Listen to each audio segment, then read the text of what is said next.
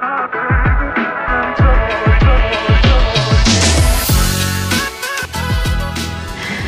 baru makin seru, pas banget ya players ya, dengan 2024 yang banyak sekali perubahan lewat pemimpin-pemimpinnya. Dan sejak awal, Play FM itu juga punya semangat untuk make Palembang a better city to play.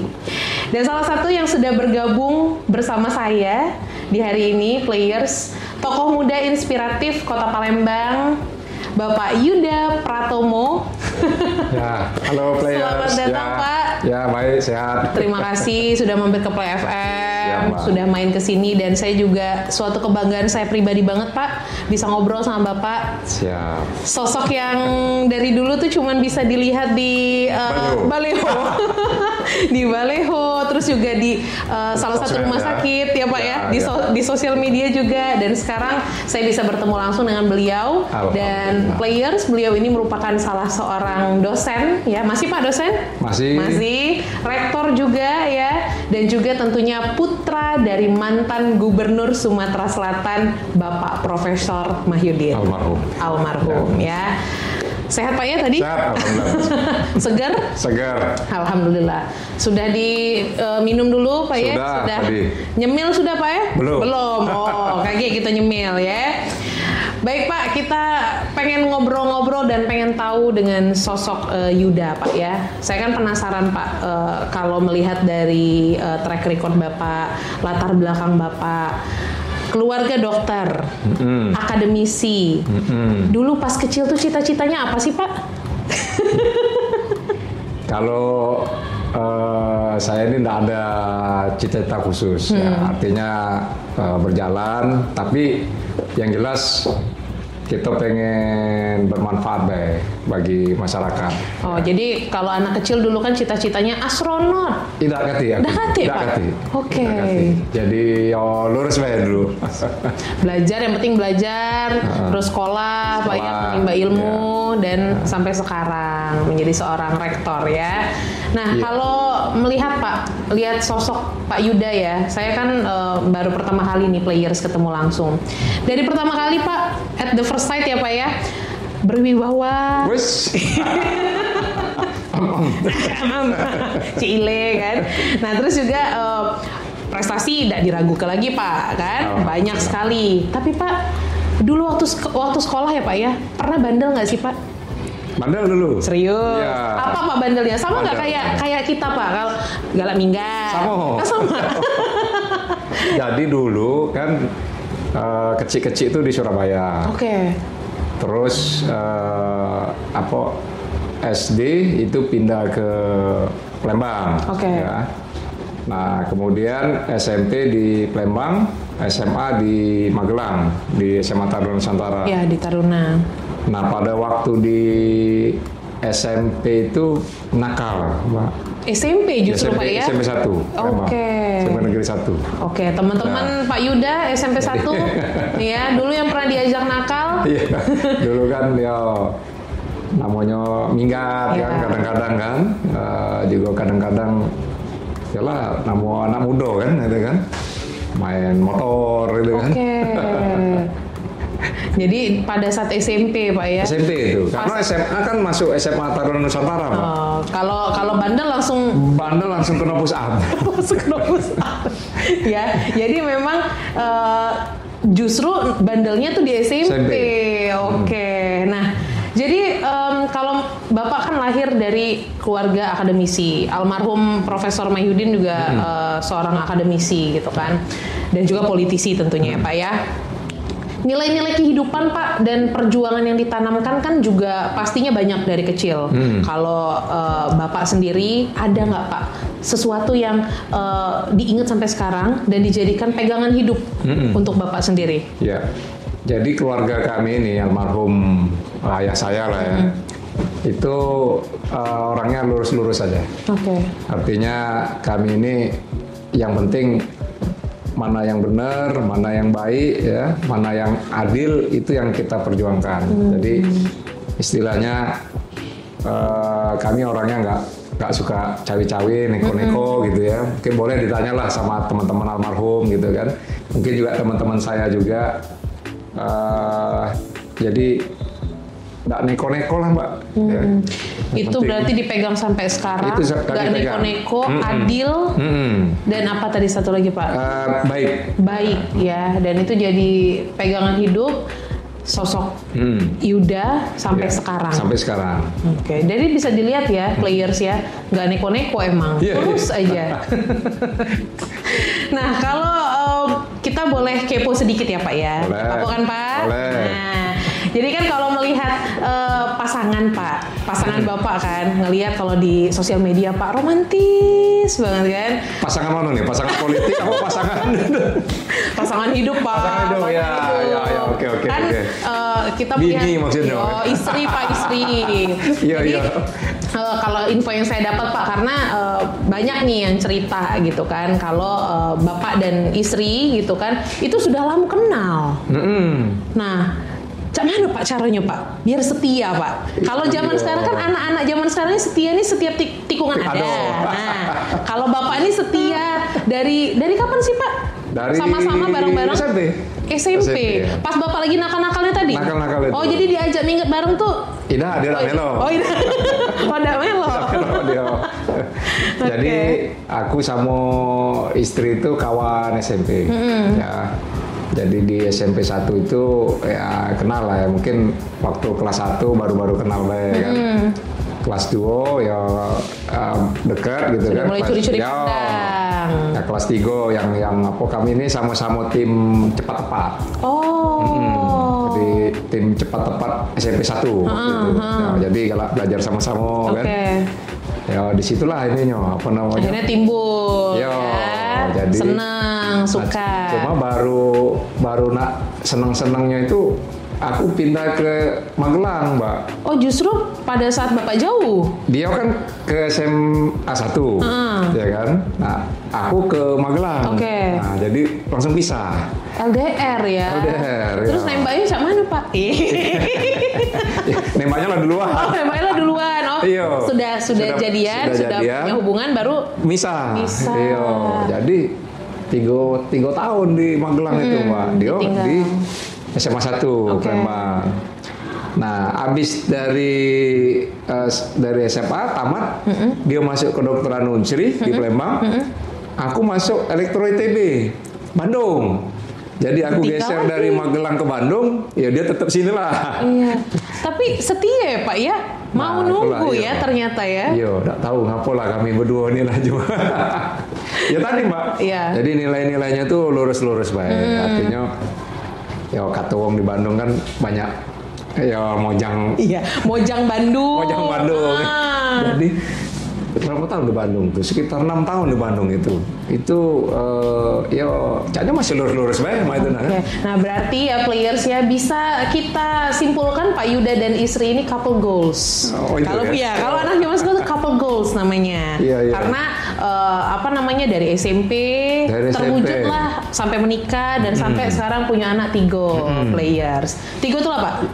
Yo, itulah ya tuh. Rencana 3 ya. Tapi insya Allah sukses dunia akhirat semuanya. Amin, ya Pak ya. Amin. Betul. Berarti rahasia punya hubungan yang langgeng mungkin untuk players juga berarti jangan neko-neko. Ya. Terus saling percaya ya Pak. Saling percaya. Oke. Nggak ada tips-tips lain Pak mungkin? Ya sebenarnya kami berdua ini kan apa ya? Ya kita saling percaya.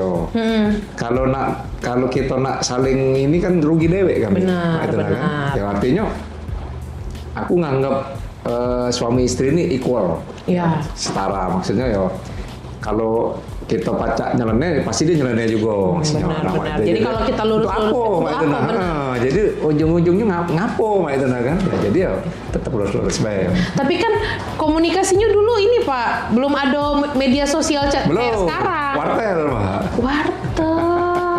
Oh, jadi bayar pakai koin ya gitu. Kalau wartel tuh ya, bukan koin, ya berapa tagihannya? Oh ya berapa tagihan? Kasir habis itu. Kalau koin tuh lebih lama lagi. Oh ya pakai bilik-bilik ya? Iya. Oke, berarti teleponannya di situ. Dan nggak bisa sering ya Pak ya? Nggak bisa sering, karena kalau di SMA ATN itu dia kan ada pesiar. Jadi pas pesiar itu Sabtu Minggu itu yang baru bisa kita keluar, namanya keluar dari inilah dari asrama kami dulu. Itu ya players, berarti itu cerita tentang Pak Yuda dan istri gitu. Nah kalau sekarang Pak, anak udah 3, ya insya Allah juga jadi anak-anak yang sukses ya Pak ya, dan membanggakan ya. Kalau tadi dari almarhum ayah itu nilai-nilai kehidupan adil, terus juga nggak neko-neko, lurus-lurus aja. Nah, apa yang Pak Yuda tanamkan juga ke anak-anak? Karena kan sempat juga tinggal di luar negeri ya Pak ya. Terus pasti ada perbedaan perbedaan budaya ya Pak ya, dari tinggal di sana dan juga di Indonesia. Nah pastinya kan anak kecil ini kan harus tetap kita arahkan gitu Pak ya, biar nggak berbeloknya terlalu jauh. Nah apa Pak yang ditanamkan ke anak-anak nih? Jadi kalau kami ya, saya sama istri saya itu berharap ke anak-anak kami itu jadi orang baik-baik aja, Mbak ya. Artinya dia sopan gitu ya, sama orang tua dia sopan kan, dengan teman-temannya dia juga respect ya. Ya, kemudian juga kita itu ingin menanamkan kepada mereka tuh independensi. Jadi ya mungkin budaya Amerika juga ya, mungkin ya mereka kan lama di sana. Jadi dari kecil ya Pak ya? Ya, jadi anak-anak kami itu independen kan. Kalau orang luar tuh kan 17 tahun udah mandiri. Kecil pun kita suruh mandiri gitu loh. Jadi dari mulai mungkin barang-barang pribadi yang diurus sendiri gitu ya. Ya, jadi ya mereka ngurus bertanggung jawab sama dirinya sendiri gitu kan. Paling-paling kalau udah mentok bener baru dia oke, nelpon gitu kan. Tapi kalau enggak, ya mereka fighter semua. Kayak anak saya yang sekarang lagi kuliah di UI ya, di FISIP UI di Jakarta, ya emang dia betul-betul mandiri gitu kan. Jadi nggak ini ya, seorang Pak Yuda ini maksudnya dengan ya punya materi ada gitu kan, ya maksudnya cukup ya, materi cukup gitu kan. Ya. Tapi tidak memberikan fasilitas yang berlebihan ke anak ya Pak ya. Memang serius Pak, kalau saya jadi anak Pak Yuda saya minta ini, minta supir, minta babysitter gitu. Anak-anak saya diajarin enggak begitu. Karena saya pun sebetulnya juga enggak begitu. Orangnya biasa-biasa baik. Tapi serius ya players, ini Pak Yuda datang ke sini benar-benar kayak timnya ini kayak udah kayak temen ya Pak ya. Nggak ada kayak biasanya ya Pak ya. Biasanya kan kayak harus diamankan dulu. Nggak ada ya Pak ya. Dan itu yang diajarkan juga ke anak. Tapi ada ini nggak sih Pak? Ada perlawanan nggak sih dari mereka, karena Pak kan Papa banyak uang gitu kan. Papa kan terkenal. Anak saya itu hemat-hemat ya. Saking hematnya kadang-kadang yang tua itu beli sesuatu itu ya menurut kita harga murahnya yang dibeli nih kan. Cuma ya sudahlah, itu dia yang pengennya gitu kan. Karena itu. Terus kita itu memerdekakan mereka itu untuk memilih jalannya sendiri, walaupun kita juga ngasih masukan. Kayak anak saya itu, keluarga kami kan keluarga dokter. Tapi anak saya yang satu ini jurnalis dia. Ya, jadi dia komunikasi di Play FM. Kan? Jurnalis ya Pak ya, yang di UI ya Pak ya? Ya, lebih ke fotojurnalis dia. Dan waktu dia di Amerika itu termasuk berprestasi gitu ya. Ada kayak kompetisi namanya kayak Pulitzer gitu ya, tapi versi anak-anak SMA-nya gitu. Nah dia bisa juara gitu di sana. Ini berarti bakat dia di sana. Makanya saya nggak pernah paksa dia, kamu harus jadi dokter. Enggak gitu loh kan. Iya kan biasanya Pak. Biasanya kan kalau dokter maunya ya Pak ya, maunya kalau zaman sekarang tuh istilahnya pure blood Pak. Nah itu harus ya dokter juga. Ternyata anaknya Pak Yuda merdeka aja. Merdeka ya. Tapi mungkin suaminya kita cariin dokter juga. Tetap ya. Iya, kan pengen yang terbaik buat anak. Nggak salah ya. Tuh berarti memang ternyata anak-anak dari Pak Yuda itu tidak memanfaatkan fasilitas dari orang tua. Justru malah privilege ya. Justru malah ibaratnya hemat-hemat. Tuh kan juga mandiri tuh. Itu yang patut kita contoh ya players ya. Dua anak saya yang kecil itu kan umurnya deket ya, selisih 2 tahun. Jadi satu masih kelas 1 SMP, satunya masih kelas 5 SD. Itu bajunya turunan Mbak. Serius Pak? Kayak anak saya aja Pak. Serius. Oh. Bajunya turunan. Jadi udah Jadi yang paling kecil ini murah itu. Hemat ya Pak ya intinya ya. Ininya pakai ya jaket, baju kaos, baju rumahnya, kadang-kadang baju perginya juga. Ada lah yang kita beli gitu pasti. kan. Tapi kebanyakan memanfaatkan punya kakaknya ya. PJ-nya, piyamanya gitu kan. Piyama. Itu kebanyakan turunan baju-baju main gitu kan. Dan buat dia no problem gitu. Oke. Dan justru itu dia tadi ya yang salutnya tuh anaknya tuh juga menerima gitu ya. Kadang-kadang ada anak-anak yang menuntut gitu kan karena melihat privilege udah punya orang tua. Ternyata karena sudah dibiasakan tadi mungkin ya Pak ya dari kecil. Itu nilai-nilainya seperti itu. Oke, tuh nilai-nilai yang ditanamkan dari Pak Yuda ke anak-anaknya ya. Tapi memang sama istri tuh pola asuhnya juga sama ya Pak ya? Sama. Point of view-nya sama gitu kan. Biasanya kan kadang-kadang ibunya yang keras, bapaknya yang agak manjain. Sama kami. Sama ya Pak ya. Nah, kalau sekarang Pak, kesibukan Bapak kan jadi dosen, pengusaha juga ya Pak ya. Lebih enak yang mana sih Pak? Dosen atau pengusaha? Oh, dosen atau pengusaha. Oh, ya kalau saya pikir kalau dua itu sama ya, itu ya. Tapi saya lebih suka sekarang menjalani, maksudnya saya memilih untuk lebih berkecimpung dalam politik, politisi. Ya. Betul. Karena gini, sehebat-hebat, sekuat-kuat kita jadi dosen, sekuat-kuat kita jadi pengusaha, daya efeknya itu nggak terlalu besar. Yeah. Contoh misalnya dosen, sekuat-kuat saya ngajar, saya 14 tahun di Unsri ya, setelah itu baru pindah ke USS. Sekuat-kuat kita ngajar, paling berapa kelas sih? Iya. Ya kan? Maksudnya daya pengaruh kita dengan orang itu palingnya 200 orang, kalau misalnya satu kelas bisa 50 orang atau berapa orang gitu kan. Ya udah itu aja. Yeah. Gitu kan? Begitupun jadi pengusaha, berapa sih karyawan gitu? Ya kan, paling ordernya puluhan gitu ya, atau mungkin ratusan gitu kan. Ya paling oke, ribuan gitu kan. Tapi kalau kita bermain di ranah politik, saya menjadi politisi. Ya politisi ini kan ujung-ujungnya kan jadi kepala daerah seperti itu ya, atau jadi dewan gitu kan, ataupun jabatan-jabatan lainnya. Daya pengaruhnya luar biasa, Pak. Ya, contoh nih, kalau misalnya insya Allah saya jadi wali kota. Amin. Saya hanya bisa memberikan beasiswa ke terbatas orang sekarang. Karena mungkin setahun cuma 100 orang. Ya, karena pengusaha tadi terbatas. Duitnya duit kantong. Duit pribadi. Ya. Tapi kalau kita membuat suatu program beasiswa untuk kuliah gratis misalnya, itu bisa banyak pakai APBD. Ordernya tuh bisa ribuan gitu ya, bisa puluhan ribu yang kita bantu gitu. Nah itulah yang saya namakan sebagai efeknya, ya. Jadi saya lebih nyaman dan lebih bersemangat di dunia politik, Mbak, sekarang gitu. Tapi bukan untuk kepentingan saya ya, dalam arti kata, wah ini lemak jadi wali kota, kayak rumahnya di Tasik misalnya, apa namanya, mobilnya bagus misalnya kan, dapat fasilitas ini itu, dihargai wong, mana-mana misalnya dibuka wong pintu, nggak ada satupun dari situ yang membuat motivasi buat saya pribadi, gitu kan. Jadi yang lebih saya inginkan itu ya tadi, seperti nilai-nilai yang diajarin sama orang tua saya, bahwa kita itu ingin menegakkan kebenaran, kebaikan, dan keadilan. Di mana di dunia politik dan pemerintahan sekarang nilai-nilai itu udah agak pudar ya Pak ya. Bukan agak kayaknya. Iya kan? Benar nggak? Iya. Ya kan? Itu dunia pemerintahan, dunia politik.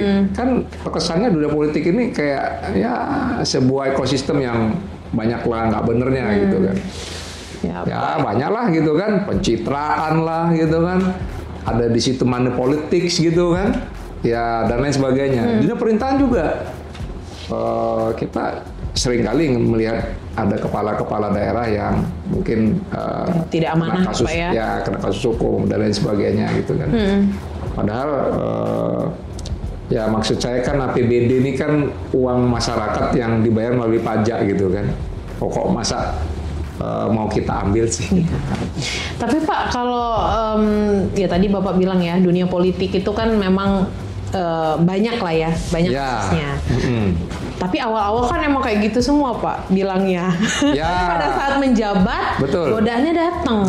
Nah, maksudnya dari point of view Bapak ya, gimana cara Bapak untuk tetap berprinsip di prinsip awal Bapak tadi ya, itu seperti sekarang gitu kan, memang pure ingin mengabdi, pure ingin jujur, adil.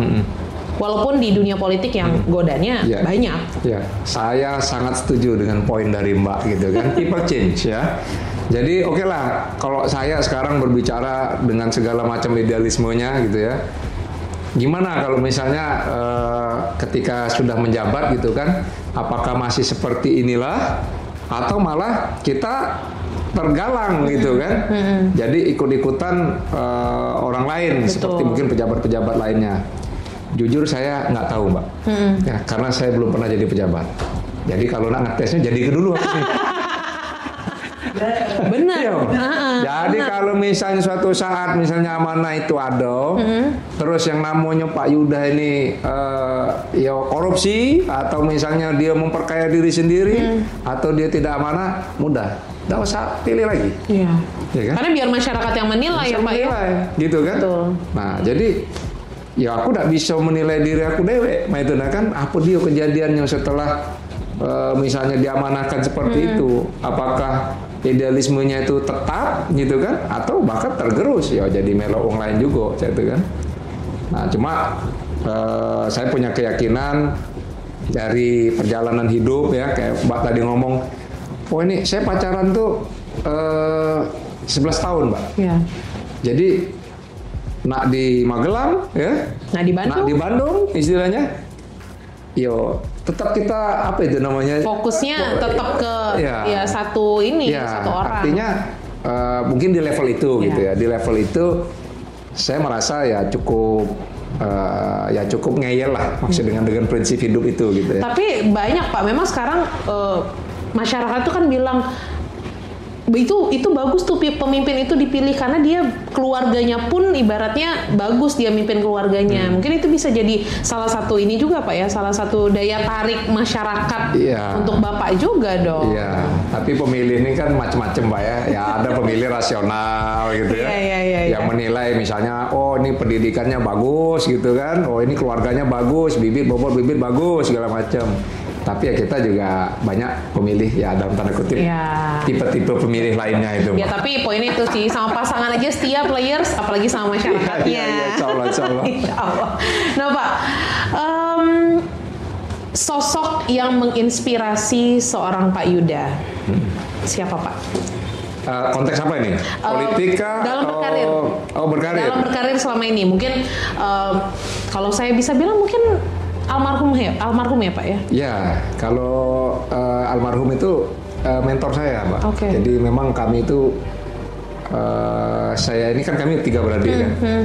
Nah yang suka ngeyel-ngeyelan sama bapak itu cuma saya gitu. Karena justru malah ini ya. Saya tuh berani membantah tapi bukan nggak sopan gitu. Saya berargumen gitu. Betul. Jadi dengan beliau. Jadi banyak ilmu-ilmu dia itu ya saya serap gitu kan. Bahkan kadang-kadang dia juga sama-sama belajar dari Bapak juga. Contoh misalnya kita mau bikin USS kan kita punya Universitas Selatan. Nah waktu mengkonsep dia sebagai entrepreneur university itu dari saya, gitu loh kan, bahwa ke depan alumni itu tidak lagi dilihat dari IPK gitu ya, tapi dilihat dari kompetensi skill. Betul. Makanya kita konsepnya USS itu adalah skill based university. Jadi lebih ke entrepreneurial kompetensinya, kompetensi lulusan lah ya. Nah, kalau di dunia ini beda-beda nih. Kalau dunia di bisnis, itu saya suka Steve Jobs yang punya Apple founder ya.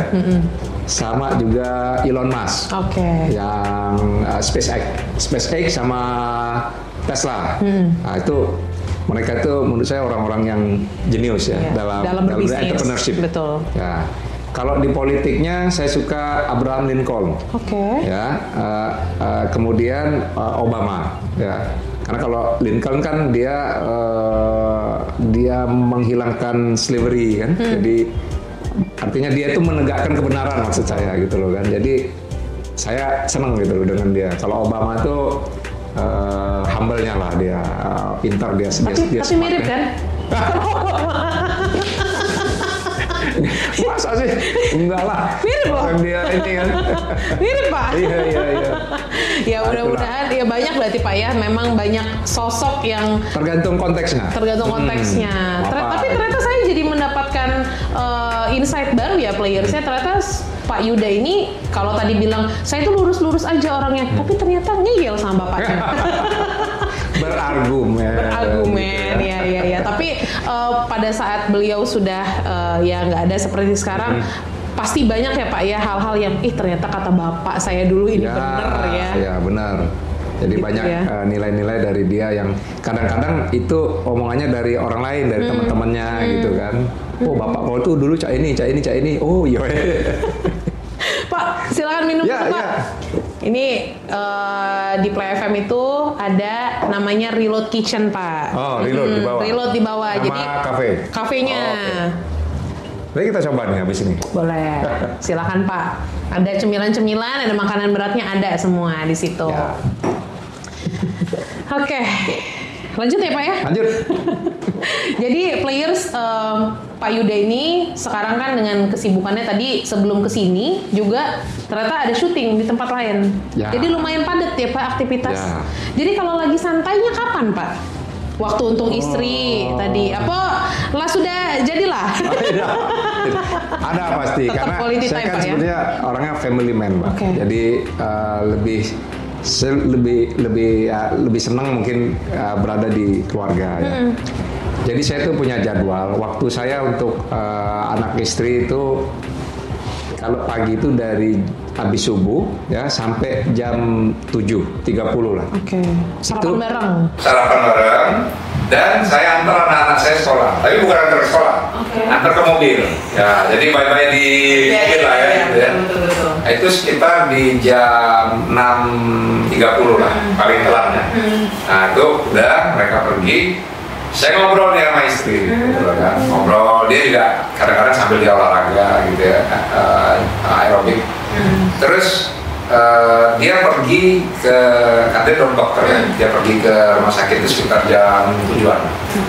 Nah, jadi sama juga, saya anterin dia juga, gitu. Saya antar ke mobil. Iya. Nah, selesai juga. Jadi sekitar jam 7.30 itu baru saya mulai aktivitas saya. Saya kembali itu sebelum maghrib saya harus udah di rumah. Karena saya biasanya imam maghrib untuk anak-anak saya yang kecil-kecil itu yang luar. Ya kadang kalau istri saya lagi nggak tugas, dia ikut juga. Gitu. Kami berempat karena yang satu kan lagi kuliah di Jakarta. Jadi biasanya habis sholat maghrib kami makan. Makan satu. Jadi masih ada kebiasaan untuk makan di meja itu? Makan di meja. Sampai sekarang masih ya? Karena dulu orang tua saya juga gitu. Orang tua saya kan dokter kebidanan kandungan, sibuk. Ibu saya juga dokter THT, sibuk juga. Tapi setiap weekend itu kami pasti makan. Makan di restoran maksudnya. Ya kan. Ya kami juga ini saya juga sama anak-anak saya juga makan di restoran kalau weekend. Tapi ini yang saya jelasin ini setiap harinya. Nah setelah makan malam kita ngobrol segala macam, saya sholat isya. Nah, habis sholat isya baru saya keluyuran lagi. Sampai saya malam jam 12. Gitulah. Ternyata ritualnya. Yang penting udah tanggung jawab sebagai ayah, sebagai suami itu udah selesai Pak ya. Urusan ini keluyuran berarti udah ACC. Karena udah ada ini, udah ada di rumah gitu ya. Oke, itu berarti memang daily life seorang Pak Yuda ini se-family man itu ya players ya karena selalu mengutamakan anak dan juga istri. Ya mudah-mudahan tetap ya Pak ya begitu ya Pak ya. Nanti kena usir Pak berubah Pak. Pak suka musik nggak Pak? Ya little bit lah. Little bit. Apa Pak? Dengerin musisi siapa Pak? Saya ini orangnya melankolis Pak ya. Kan kalau orang tuh ada tipenya macam-macam ya. Ada sanguinis tuh yang suka senang-senang kayak gembira, pesta gitu kan. Ada orang pragmatis ya, terserah kau lah gitu kan. Ada orang koleris kan, orang yang kepemimpinannya tingkat tinggi lah, yang penting bisa nyelesain masalah. Nah saya ini masuk orang yang terakhir ini, melankolis. Oke. Jadi saya itu agak suka melo gitu. Jadi kalau lagi sedih dengar lagu? Bukan itu. Kalau tipe lagunya, berarti orang kayak saya ini lagunya tuh lagu-lagu romantis gitu. Lagu-lagu kayak Virgon gitu ya. Terus MS Kamaleng gitu kan. Ya gitu-gitulah gitu ya. Lagu-lagu yang memang dari liriknya itu puitis, apa yang punya arti, yang meaningful lah ibaratnya ya tuh ya. Berarti Unmes Kamaleng, Virgon itu sosok musisi-musisi yang sering didengerin lagunya. Ya, lagunya ya melo-melo gitu kan. Bisa nyanyi Pak? Lagi balik kalau. Ya berarti kalau mau ngajak Pak Yuda nanti nyanyi kan kalau harus jadi pejabat harus bisa nyanyi Pak. Enggak juga. Kan biasanya ayo Pak Yuda nyanyi gitu kan. Boleh lah sekali-sekali. Sekali ya Pak ya. Berarti lagu Unmes Kamaleng nanti yang dinyanyiin. Oke. Nah Pak Yuda ini kan kalau dilihat dari 3 calon wali kota yang lain adalah yang termuda. Ya. Rasanya seperti apa Pak? Senior semua loh Pak yang lain. Jadi Bapak termuda kan ada lah Pak ya perasaan kayak aduh gak enak gitu kan, udah senior lebih berpengalaman lah ibaratnya. Nah gimana Pak untuk menghadapi rasa itu Pak? Ya kalau di kategori wali kotanya ya memang saya paling muda ya dibanding sama 2 paslon lain. Sebenarnya saya nggak muda-muda juga, Pak. Saya ini kelahiran 79 sebenarnya. Jadi kalau umur tuh per hari ini 45. Jadi kalau kita ngomong milenial tuh lewat itu. Ya kita nih Gen X ujung lah gitu kan. Jadi, nah cuma gini, prinsip saya sebetulnya umur-umur kayak saya ini pas aja menurut saya. Jadi nggak terlalu muda, tapi juga belum kolonial gitu. Jadi menurut saya tuh bisa menjembatani gitu. Artinya dengan yang muda, insya Allah saya masih bisa masuk. Dengan tua juga saya masih bisa berdiskusi gitu kan. Dengan boomers bisa, milenial bisa. Dengan milenial, Gen Z pun masih oke. Ya, kadang-kadang kalau saya sama 2 anak saya yang kecil SD sama SMP itu, ya mungkin nggak kelihatan seperti ini ya. Jadi ya inilah guling-guling gitu. Iya, kayak ini ya main orang kayak bapak-bapak biasa aja, kayak anak gitu. kecil. Diglendotin sama anak. Ya, main sama dia gitu kan. Nah, itu. Dan menurut saya usia kayak saya nih ya 45 itu pas lah gitu ya. Ini sebenarnya milih orang tuh kayak mangga, Pak. Ya kan? Mangga itu kalau terlalu muda dia asam. Ya. Kalau terlalu tua agak monok ya. Jadi kalau saya ngibaratin kalau mau milih pemimpin itu ya di usia-usia yang ya begini-begini lah. Ya masih produktif ya. Kalau istilah mangga tadi yang masak di batang, Pak. Nah, jadi bukan duren, campak di pohon. Termiso aja. Termiso ya players ya. Nah kalau pasangan Bapak nih, Pak Bahar ya Pak ya. Pak Bahar ini kan dari segi umur juga yang Bapak bilang tadi mungkin tapi ya nggak terlalu tua juga dia. Nggak terlalu tua juga ya. 50-an. 50-an ya. Tapi kan berbeda sama Bapak gitu kan, agak beda usia gitu loh. Ketemunya tuh gimana Pak sama Pak Bahar? Kenapa nggak milih yang lebih muda? Atau gimana Pak? Ada cerita di balik itu nggak? Jadi gini, mungkin masyarakat juga perlu memahami bahwa di dalam dunia politik ini berpasangan itu kadang-kadang nggak bisa suka-suka kita. Bukan berarti saya nggak suka, bukan ya. Artinya jadi pasangan itu ditentukan oleh koalisi partai. Kami berdua ini ketua partai. Saya ketua Partai Demokrat, Pak Bahar ini ketua PKS, ya, ketua Partai Keadilan Sejahtera. Jadi dalam koalisi, jadi Partai Demokrat dengan PKS-nya ini berkoalisi, dan masing-masing itu menentukan siapa yang ditunjuk. Ya, jadi kayak dari Demokrat calon wali kotanya saya, dari PKS calon wakil wali kotanya Pak Bahar. Gitu. Nah itu mekanisme normalnya, mekanisme politik. Tapi sebetulnya saya dengan Pak Bahar ini punya chemistry dan tujuan yang sama. Artinya kami berdua ini orangnya lurus-lurus saja. Boleh nanti kalau wawancara sama Pak Bahar, orang nggak neko-neko gitu ya. Jadi secara chemistry dan tujuan itu sama. Jadi saya terus terang nyaman berpasangan dengan Pak Bahar gitu ya. Karena ya ibaratnya kalau azan sholat gitu kan. Jadi terus dia juga ya samalah gitu. Sama-sama ini juga nggak? Sama-sama istri juga Pak? Sama-sama istri, betul Pak. Sama-sama istri. Iya. Aduh, saya takut nanti ditanya sama Pak Bahar nih, ngajak-ngajak beliau. Iya. Enggak. Iya Pak ya. Betul. Dia juga sama saya gitu kan. Dia kayaknya family man. Family man juga. Kayaknya family man juga. Ya. Oke, itu ya berarti kesamaan yang dimiliki sama Pak Yuda dan juga Pak Bahar itu players. Jadi walaupun dari segi usia agak berbeda, tapi kesamaan itu yang menyatukan mereka berdua ya. Kota Palembang Pak. Kan gimana? Tadi Bapak cerita Bapak lahir di Surabaya Pak ya? Kecil di Surabaya. Lahir di Palembang, besar di Surabaya, terus juga SMA di Taruna, Magelang, terus juga kuliah di Bandung, terus ke luar negeri. Kenapa pengen jadi pemimpin di Palembang?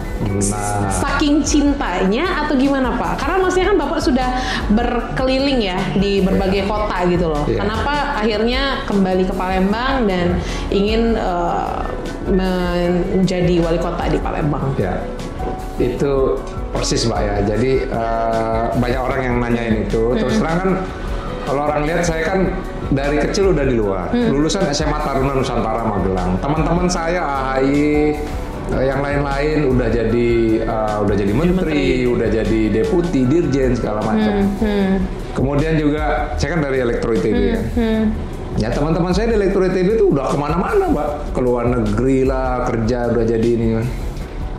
Kamu ini kok pulang kampung gitu katanya gitu kan? Saya cuma bilang aja, ya maksudnya kalau semua orang pergi kan siapa yang mau bangun kampungnya gitu kan? Dan saya ngerasa ya saya lahir di sini, saya lahir Palembang, ya. Saya besar di sini, saya kerja di sini, gitu ya. Istri saya juga orang sini. Kok kayaknya apa ya? Kalau mau keluar itu, ya saya harus mengabdikan diri, Mbak. Jadi di SMA TN itu ada satu namanya Prasetya Siswa lah ya. SMA Taruna Nusantara yang ujungnya itu adalah memberikan karya terbaik bagi masyarakat, bangsa, negara, dan dunia. Gitu. Jadi buat kami nih, saya ini kan semi militer, ya ujung tentara tak jadi ujung kan. Jadi di doktrin kami dulu, kita ini dimanapun harus memberikan karya. Ya berbagilah gitu kan. Ya mungkin kalau di tempat-tempat luar ya mungkin biar aja teman-teman saya gitu. Kalau saya itu saya pengen daerah kelahiran saya ini jadi daerah yang maju, Pak. Kembali mengabdi ya ke daerah. Dengan segala kompetensi saya, dengan segala kemampuan, dengan segala pengalaman. Gimana sih caranya Palembang ini bisa jadi yang lebih keren lah, lebih cool gitu ya. Itu yang kita mau tanya nih Pak. Iya. Kan sudah keliling, sudah banyak kota-kota, pendidikan juga Bapak tempuh di luar negeri. Ada nggak Pak program yang bisa kita adaptasi? Maksudnya adaptasi. Kita adaptasi ke Palembang. Banyak, gitu ya. Tinggal masalahnya udah pas belum gitu. Contohnya, jadi saya lihat tuh kayak di Inggris, di Amerika, itu kan pembangunannya itu. Ini kalau kita ngomong pembangunan fisik ya. Mereka itu lebih membangun infrastruktur perencanaan dasar dulu. Jadi mereka membangun shearing got besar dulu di bawah itu, ya, sewer system gitu kan. Terus bangun komponen-komponen pendukungnya, baru dia mau bangun apa di atasnya. Nah, kalau kita ini kebalik, ya, bangun dulu, baru udah katik paret, bikin paret gitu kan. Di sini nggak ada tempat untuk pembuangan apa, baru kita buat. Jadi kelihatannya orang kita ini terbiasa membangun nggak pakai perencanaan gitu. Jadi mungkin ya yang penting selesai dulu gitu, yang penting ada dulu. Kadang-kadang ya kadang bagus, kadang nggak bagus juga gitu kan. Jadi banyak hal yang di luar itu ya bisa sebenarnya kita aplikasikan di sini gitu kan. Termasuk juga cara mereka berkehidupan ya. Jadi kalau saya lihat tuh orang-orang di sana itu lebih disiplin. Iya, lebih merdeka pemikirannya, Mbak. Jadi mereka itu, kenapa contoh gini aja. Kenapa Steve Jobs itu, dia kan imigran juga, gitu kan. Kenapa dia bisa bikin Apple, tapi di Amerika. Itu Steve Jobs, kalau tinggalnya di Jakarta, atau misalnya di Palembang, 100% nggak mungkin ada Apple. Gitu ya. Jadi maksudnya, ekosistem itu mempengaruhi gitu. Jadi ya kalau Mbak kayaknya mungkin kalau di Amerika mungkin udah jadi hebat juga gitu kan. Gitu loh maksud saya gitu kan. Iya. Nah, jadi kemerdekaan berpikirnya itu perlu juga gitu loh. Jadi kita ini kan jajahan Belanda. Jajahan Belanda ini kan mesti dicekokin gitu. Kamu tuh harus A sampai Z, gini caranya gitu. Jadi kayak mesti dijelasin betul gitu. Kalau orang sana enggak. Pokoknya kita mau bikin ini, ya berimprovisasi.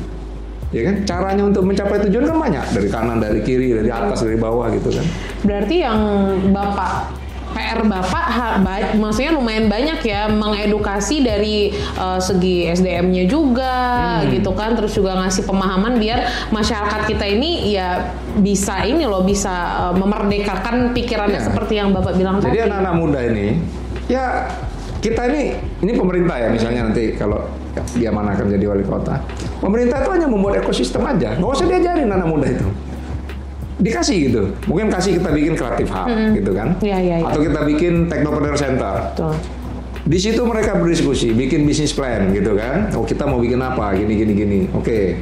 Terus mereka, saya mau bikin perlu permodalan, pemerintah support, ya mungkin bikin kredit tanpa agunan atau apalah namanya gitu kan. Investasi gitu kan. Nah, terus udah kita udah bisa produksi barang. Jualnya gimana? Ya pemerintah fasilitasi lagi.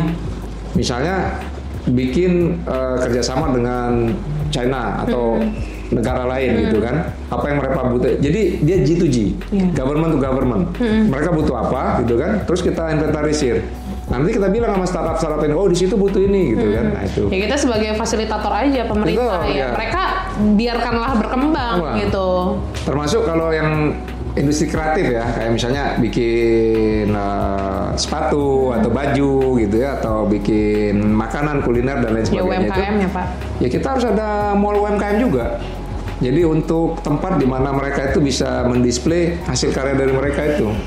Kayaknya belum ada deh di Palembang. Ya, soalnya kalau UMKM ya tetap harus jadi di tempat masing-masing. Iya, gitu. di tempat masing-masing gitu loh. Tuh berarti memang program-programnya Pak Yuda tuh udah mengarah ke sana ya, players ya. Tapi Pak, dengan banyaknya tadi yang udah kita obrolin dan juga apa sih namanya ilmu-ilmu yang sudah Bapak dapat, banyak yang bilang Pak. Ya. Orang yang bilangnya Pak ya, bukan saya Pak. Banyak yang bilang Pak, Bapak masih minim pengalaman birokrasi. Ya, setuju. Ya, karena kan ya kalau kita melihat yang dua paslon lain ya Pak ya, mereka punya karir yang memang sudah lama di politik. Di pemerintahan. Di pemerintahan ya, di pemerintahan. Nah, gimana Pak pendapat Bapak? Bapak sedih nggak, sakit hati? Enggak lah. Saya nerima situasi itu. Tapi begini ya, kan dulu saya gubernur ya, wakil gubernur, kerja di gubernur. Saya kan udah bilang, saya tuh diskusi sama dia gitu. Jadi segala urusan pemerintahan itu dicurhatin sama saya. Ya, termasuk yang bagus, termasuk yang nggak bagusnya juga gitu kan. Saya di situ ini ya, banyak lah yang intrik-intrik dalam dunia pemerintahan yang diceritakan sama saya. Terus beliau kan setelah jadi gubernur, jadi anggota DPR RI, dulu ketua Komisi 10. Di situ juga politik Senayan juga dia cerita, gitu kan. Jadi istilahnya, ya saya nggak perlu harus jadi pejabat dong. Saya tahu bahwa proses di pemerintahan itu kurang lebih seperti itulah. Ya, jadi belajar dari Pak Yuda udah tahu ininya, kisi-kisinya dia. Walaupun belum menjabat, kisi-kisinya beliau udah tahu ya. Dan ada satu hal lagi Mbak ya, maksudnya kami kan berdua orang baru, tapi kami tidak menilai kebaruan kami itu sebagai sebuah kelemahan. Malah menurut kami itu sebuah keunggulan. Gimana coba keunggulannya? Sekarang gini, kita ini mau jadi orang pemerintahan. Kan selama ini pemerintahan itu diselesaikan oleh orang, maksudnya yang lama ini ya maksudnya. Kan orang pemerintahan. Orang pemerintahan menyelesaikan masalah pemerintahan itu nggak akan kemana-mana, Mbak. Maksudnya paradigma orang pemerintah menyelesaikan masalah pemerintah. Jadi tidak ada pembaruan di situ, tidak ada pendekatan, tidak ada metodologi baru untuk menyelesaikan masalah. Nah, Bapak ya kan? hadir ini nih. bisnis as usual ya, pasti. Betul. Kalau mereka yang diamanahkan. Tapi kalau kami ada kebaruan kayak saya kan akademisi pengusaha. Ya jadi kan? ada point of view lain yang Bapak akan jadi lakukan. saya melihat misalnya kebijakan, misalnya peraturan-peraturan yang dibuat oleh seorang kepala daerah itu, ya kalau khas akademisi itu kan by reference. Jadi ada dasarnya gitu. Betul. Berdasarkan penelitian ini, ya jurnal kan? ini. Iya kan? Nah, kalau ini konteksnya mungkin kita tanya tokoh ini, kita tanya tokoh agama ini, sehingga keputusan itu diambil dengan consolidated gitu. Jadi artinya semua masukan tuh kita ini gitu. Itu cara sistematika pengambilan keputusan di dunia akademis. Di dunia usaha, saya pengusaha, Mbak. Pengusaha itu jargonnya efisien dan effectiveness, gitu kan. Jadi kita bisa memasukkan cara berpikir efisien itu ke dalam dunia pemerintahan yang menurut saya nggak efektif, nggak efisien. Kan banyak anekdot di pemerintahan kan. Kalau bisa lama kenapa harus cepat? Ya kan? Kalau bisa banyak orang kenapa harus cuma satu orang gitu kan? Kalau di perusahaan tidak seperti itu, Pak. Harus efektif dan efisien. Betul. Kalau di perusahaan orang satu nih bisa ngerjain banyak, sudah satu aja gitu kan. Jadi itu sebenarnya ya dunia usaha ya seperti itu. Dan kalau itu kita bawa ke dunia pemerintahan itu bisa bagus. Artinya SDM dari pemerintahan ini nggak ada lagi yang leye-leye istilahnya yang nggak ada yang gitu kan? tidak bermanfaat gitu ya. Nah, hati-hati nih berarti ada perampingan nanti. Tapi kan ya pasti ada ini apa ya? Ada ininya artinya dulu kan nanti. kalau mereka tuh harus ya kan kalau di perusahaan kalau mereka kerjanya gigih, mereka dapat reward dong. Betul. Gajinya naik gitu kan, ya kan? Jadi jangan misalnya kayak ya kalau saya suka ngeliat gini Mbak di dunia pemerintahan itu orang-orangnya itu agak malas berprestasi. Kenapa? Karena udah nyaman. Bukan macam nyaman. Dia mau berprestasi, nggak berprestasi, gaji saya segitu aja gitu. Berarti kan? Nilai plusnya ada reward nanti. Iya. Nah, jadi maksud saya gitu. Jadi saya melihat kebaruan kami ini bukan sebagai sebuah kelemahan. Justru sebuah keunggulan untuk memberikan warna baru terhadap dunia pemerintahan. Itu, Mbak. Itu ya. Harus dicermati ya. Omongan dari Pak Yuda tadi, karena kalau kita cermati ya sebenarnya benar juga sih. Pak, terakhir Pak, pesan-pesan untuk masyarakat Palembang. Jangan kampanye ya Pak ya? Ini pesan untuk pilkada atau pesan kehidupan pesan atau untuk, apa itu? Masyarakat Palembang mungkin ya Bapak sebagai calon wali kota, gitu kan? Nggak apa-apa Pak, kampanye tipis-tipis Pak. Enggak. Jadi gini. Jadi kami menginginkan masyarakat Kota Palembang ini ya memilih paslon ini secara objektif dan rasional ya. Seluruh warga bisa melihat entah di sosmed, entah di website atau misalnya dari ruang-ruang kanal-kanal informasi lainnya, siapa sih kami bertiga ini? Ya kan? Kami dari mana, sekolahnya di mana, sampai tingkat jenjang pendidikan apa, orang tuanya siapa, pekerjaannya apa, keluarganya bagaimana, bisa lihat di sosmed dan jadi masyarakat mudah-mudahan ya kami berharap bisa memilih secara objektif dan realistis ya mana yang terbaik menurut warga dan masyarakat itulah yang dipilih karena kalau misalnya salah pilih gitu ya 5 tahun Mbak. Iya. Ya kan? Karena nggak sebentar ya. Iya, pilkada 5 tahun sekali gitu. Jadi kalau salah pilih ya tanggung konsekuensinya lah gitu loh kan. Kalau kita milih yang ini ya sudah jadinya ya seperti itu gitu kan. Nah itu jadi itulah kira-kira pesan saya dengan seluruh masyarakat juga ke players ya.